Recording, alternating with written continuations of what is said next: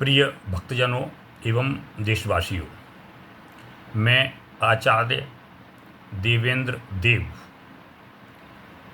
समय समय पर अपने महत्वपूर्ण त्यौहार, धार्मिक और देश प्रेम से संबंधित छोटे छोटे प्रेरणादायी वीडियो आप सभी से शेयर करता रहता हूं। आज रक्षाबंधन पर्व जो एक महत्वपूर्ण पर्व है, उसके संदर्भ में ये वीडियो प्रस्तुत है। रक्षाबंधन त्यौहार हम मनाते हैं तो हमारी संस्कृति में कोई भी त्यौहार जो मनाया जाता है उसके पीछे कोई न कोई विशेष उद्देश्य होता है, कोई सीख होती है, प्रेरणा होती है, संस्कार होता है। रक्षाबंधन त्यौहार के पीछे भी यही एक जो है महत्व है। और रक्षाबंधन त्यौहार हमारे धर्म में प्राचीन समय से मनाया जाता रहा है। रक्षाबंधन त्यौहार को पहले जो है राष्ट्र रक्षा संकल्प के रूप में मनाया जाता था। और हमारे जो ऋषि मुनि होते थे वो जो उस समय राजा और महाराजा होते थे, चक्रवर्ती सम्राट होते थे, उनके पास जाते थे और उनको रक्षा सूत्र बांधते थे और उनसे यह प्रतिज्ञा करवाते थे कि आप जो है अपने राष्ट्र, अपने देश, अपने राज्य के लिए जो है कार्य करेंगे, पूरी देशभक्ति रखेंगे और अपनी जनता के कल्याण के लिए सदैव कार्य करेंगे, लोक कल्याण के लिए कार्य करेंगे। इस तरह से जो है वो उनसे संकल्प करवाया करते थे। इसको श्रावणी पर्व भी हम कहते हैं। तो यानी रक्षाबंधन वाले दिन जो है यज्ञोपवीत संस्कार भी किया जाता है, यज्ञोपवीत धारण किया जाता है, जिसे हम उपनयन संस्कार कहते हैं। और सबसे बड़ा महत्व का जो विषय है आज के यानी रक्षाबंधन वाले दिन ही जो है माता गायत्री का उद्भव हुआ था।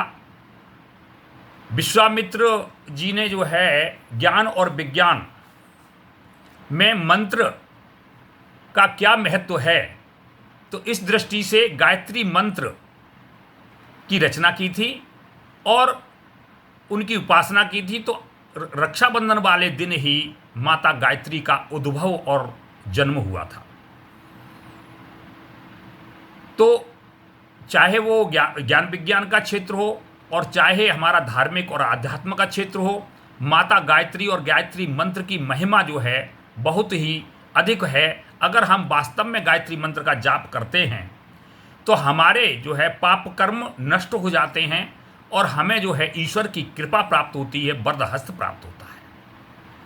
वर्तमान समय में यह जो त्यौहार है, रक्षाबंधन का त्यौहार है, यह केवल भाई बहन के त्यौहार तक ही सीमित हो गया है। बहन जो है भाई के कलाई में रक्षा सूत्र बांधती है और उससे यह संकल्प कराती है कि एक भाई के रूप में वो हमें हमेशा चिंता करता रहेगा, हमसे प्रेम करता रहेगा, हमारी रक्षा करता रहेगा और हमें कोई भी कष्ट होगा तो वो जो है सदैव खड़ा रहेगा। इस एक जो है केवल संकुचित अर्थ तक यह सीमित हो गया है। वास्तव में जो रक्षाबंधन का त्यौहार है, रक्षाबंधन का त्यौहार ये राष्ट्र रक्षा का त्यौहार है, राष्ट्रीय संकल्प का त्यौहार है और इसीलिए संघ की शाखाओं पर भी इसको राष्ट्रीय त्यौहार को मनाया जाता है, रक्षा सूत्र बांधा जाता है और वहाँ पर जो है देश के लिए संकल्प कराया, स्वयंसेवकों से देश के लिए कार्य करने का संकल्प कराया जाता है। हमारे हिंदू समाज में कोई भी त्यौहार आता है, कोई भी गतिविधि होती है, कोई भी कार्य होता है तो उसमें जो है हमेशा लोक कल्याण की, देश कल्याण की, समाज के कल्याण की, परिवार के कल्याण की, व्यक्ति के कल्याण की भावना जो है हमेशा निहित रहती है। कोई भी पर्व हो, कोई भी त्यौहार हो और उसमें जो है कोई किसी न किसी प्रकार का संस्कार देने की भावना छिपी रहती है।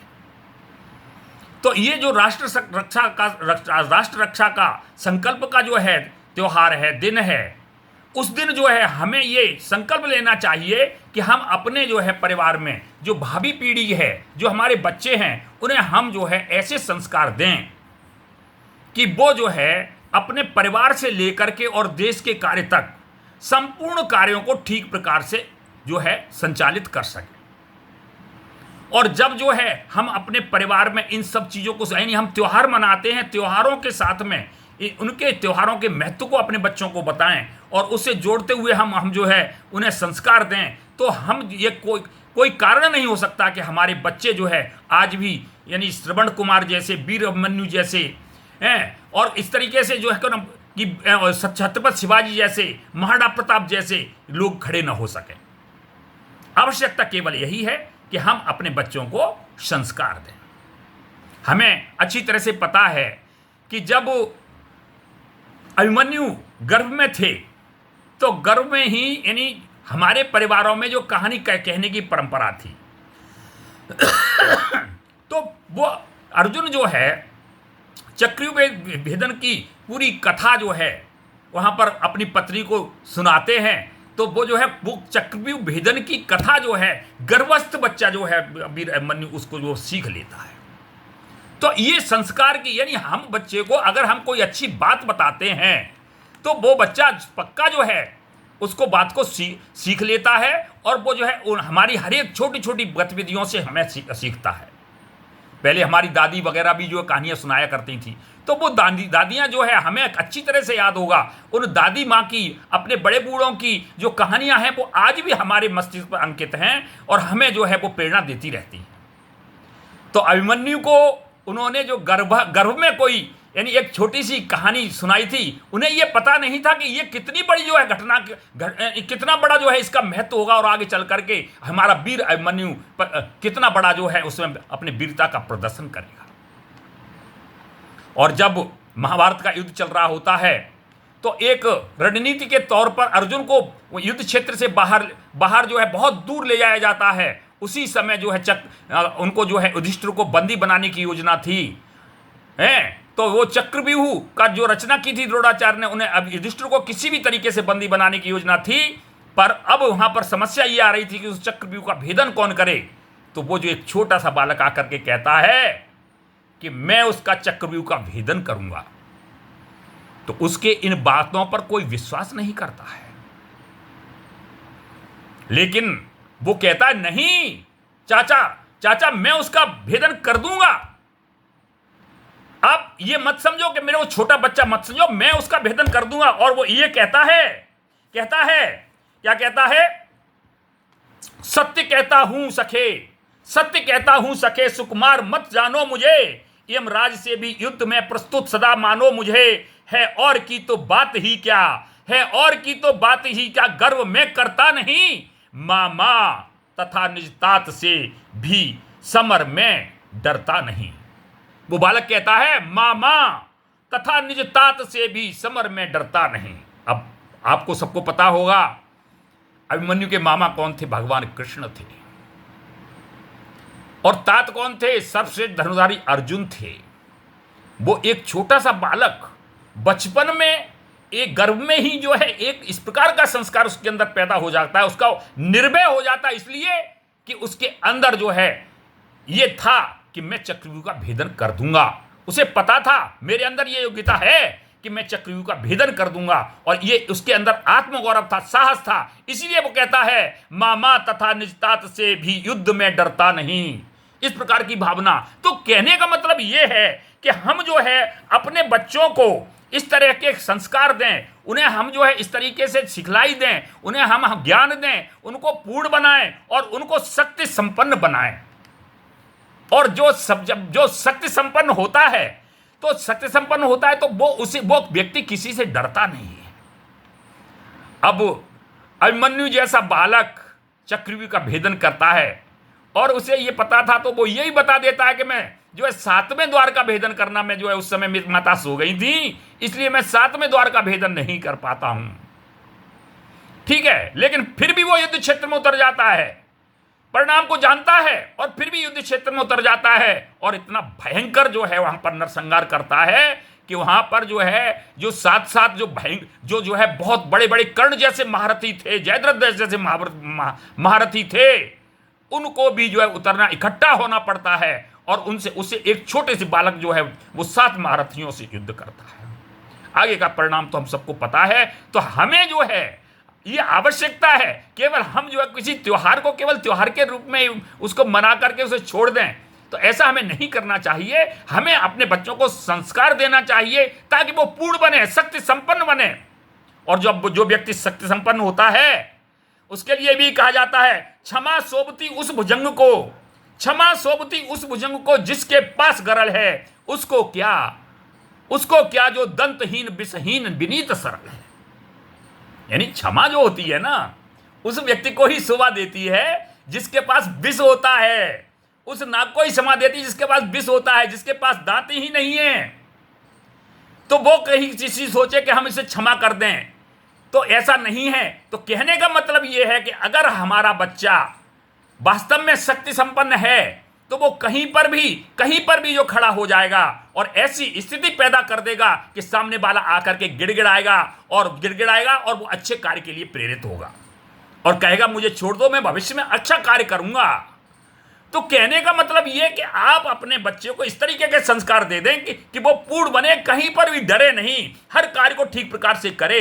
ऐसे संस्कार देने की हमें सबको आवश्यकता है। और हमने अगर ऐसे संस्कार हमने बच्चों को दिए तो ये निश्चित रूप से ये है कि उसके अंदर आत्मगौरव पैदा हो जाएगा हमेशा, यानी उसके अंदर आत्मगौरव पैदा हो जाएगा और वो हमेशा ऐसे कार्य करेगा जो लोक कल्याण के कार्य होंगे, समाज कल्याण के कार्य होंगे। और जो हमारे परिवारों के प्रति अगर होगा तो परिवार के प्रति भी वो हमारे दायित्वों को ठीक प्रकार से निभाएगा। वो अपने माता पिता बुजुर्गों के, दादा वगैरह बुजुर्गों की भी सेवा करेगा। आवश्यकता केवल यही है कि हम उसको संस्कार क्या दे रहे हैं। आजकल की जो संस्कृति चल रही है उस संस्कृति में हम देख रहे हैं कि संस्कृति में आए दिन व्हाट्सएप पर वीडियो आ रहे हैं कि जो है पार्टियां चल रही हैं, पार्टियों में जो है छोटी छोटी बच्चियां, युवा बच्चियां और युवा बच्चे हैं नशीले पदार्थों का सेवन करके डांस कर रहे हैं। और उसके बाद क्या होता है ये भी आप सबको पता है, सभी बच्चे भटकते हुए जा रहे हैं। उसका मुख्य कारण यही है कि हमारे माता पिता के रूप में हमारी जो जिम्मेदारी है हम उस जिम्मेदारी से अलग हटते हुए चले जाते हैं। आज मोबाइल की संस्कृति आ गई है। हम जो है घर में कोई कार्य कर रहे होते हैं, हम अपने बच्चों को मोबाइल पकड़ा देते हैं। बच्चा मोबाइल पर क्या क्या देख रहा है ये हमें पता नहीं है, क्योंकि मोबाइल पर स्वाभाविक रूप से गलत चीजें आती रहती हैं और फिर उनके अंदर वो गलत आदतें आ जाती हैं। और जब वो बड़े होते हैं उसके बाद वो हमारे लिए कष्टप्रद होते हैं। तब अब वो ये सोचते हैं कि हमने तो कभी ऐसा किया नहीं, तब बच्चे क्यों कर रहे हैं। लेकिन हमें भी तो अपना ये देखना चाहिए कि वास्तव में हम अपने बच्चों को क्या संस्कार दे रहे हैं। क्या हम बच्चों को भविष्य में उनको जो है अपने जीवन को चलाने के लिए खड़ा कर रहे हैं। क्या उनको हम ये संस्कार दे रहे हैं कि जैसे हमने अपने माता पिता की सेवा की कि वो भी अपने माता पिता के महत्व को समझें। क्या वो जानते हैं कि क्या नाम हिंदू धर्म में परिवार का क्या महत्व है।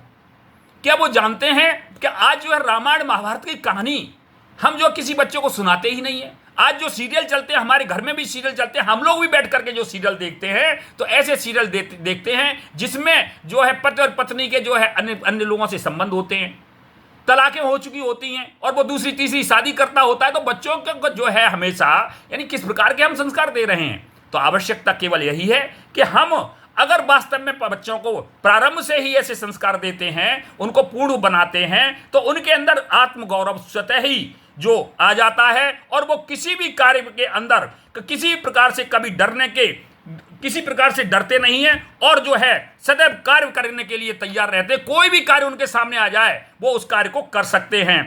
तो यानी उनके अंदर ये भावना आ जाती है कि मैं ये कार्य कर सकता हूं। और ये जो है तभी हो सकता है कि जब उन्हें ये पता हो कि मैं पूर्ण हूं, मैं कोई भी कार्य कर सकता हूं।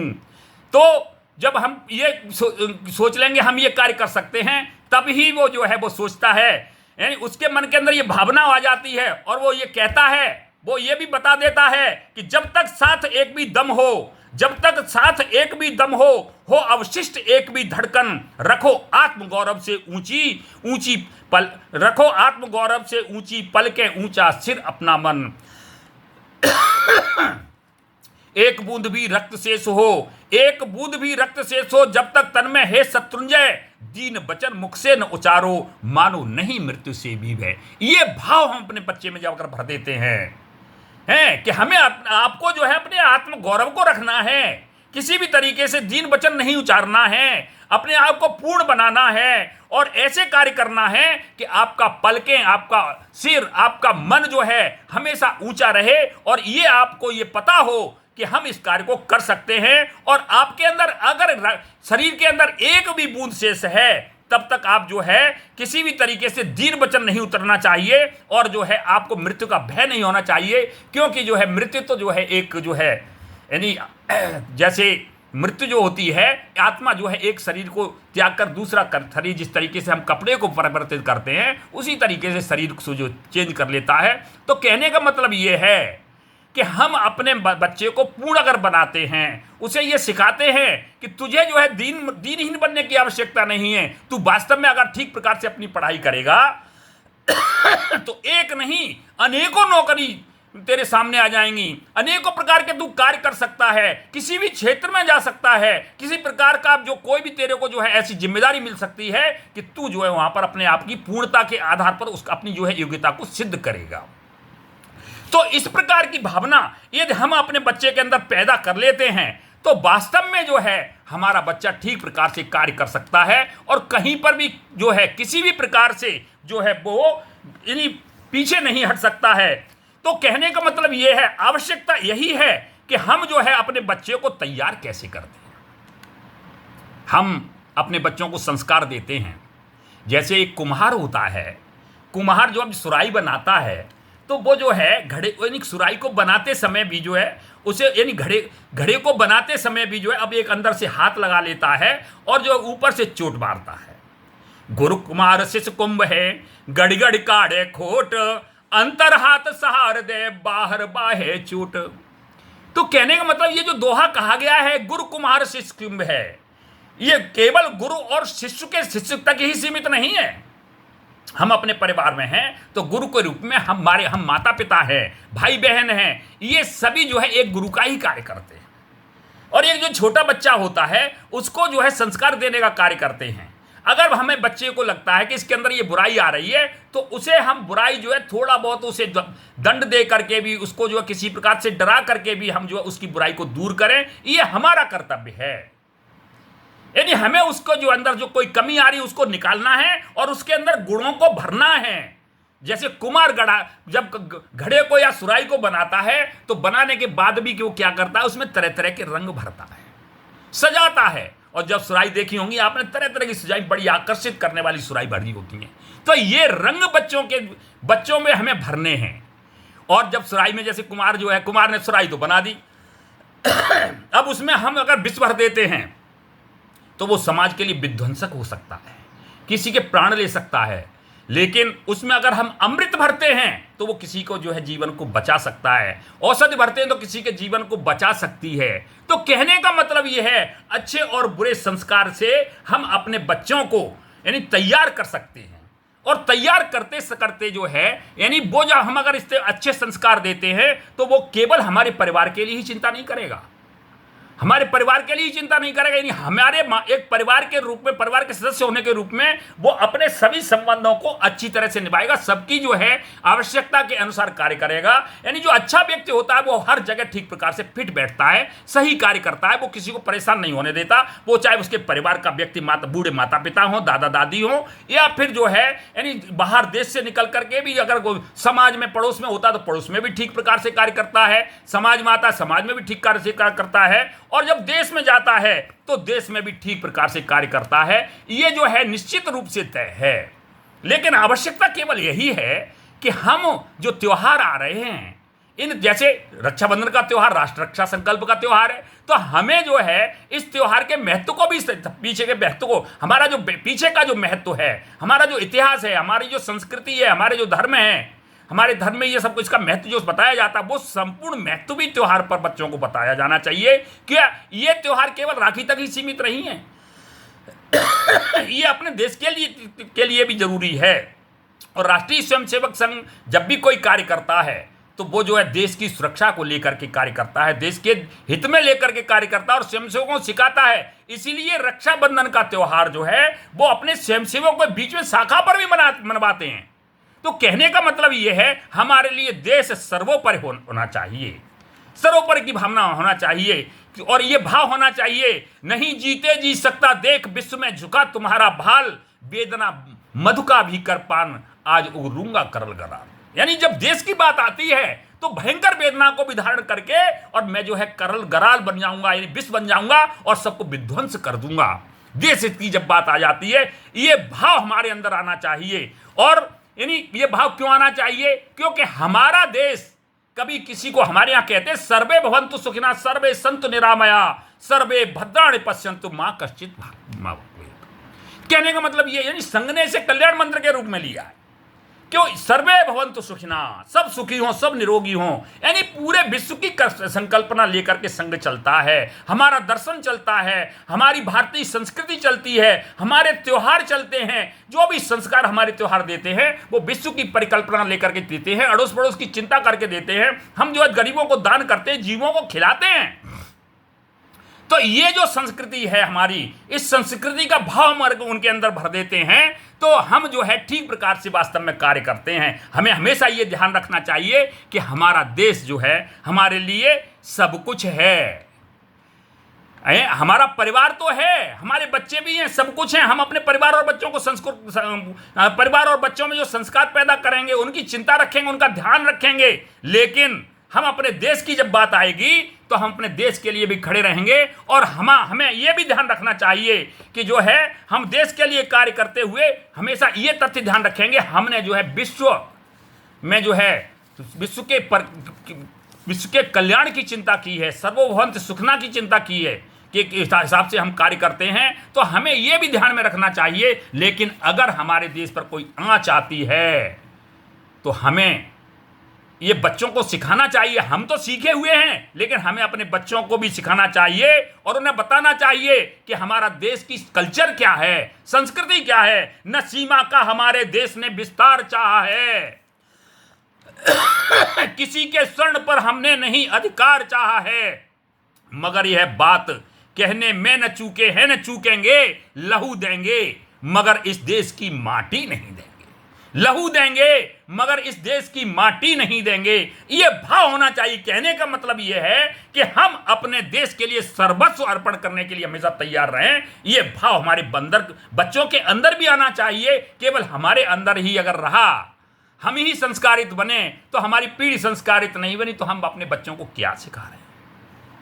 इस चीज को हमेशा ध्यान रखना चाहिए और यह चीज हमें अपने ध्यान में हमेशा रखनी चाहिए। संघ भी सिखाता है, परम वैभवन्ये तुम्हें तत्स्वराष्ट्रम। संघ की अंत में जो प्रार्थना है, परम वैभवन्ये तुम्हें तत्स्वराष्ट्रम।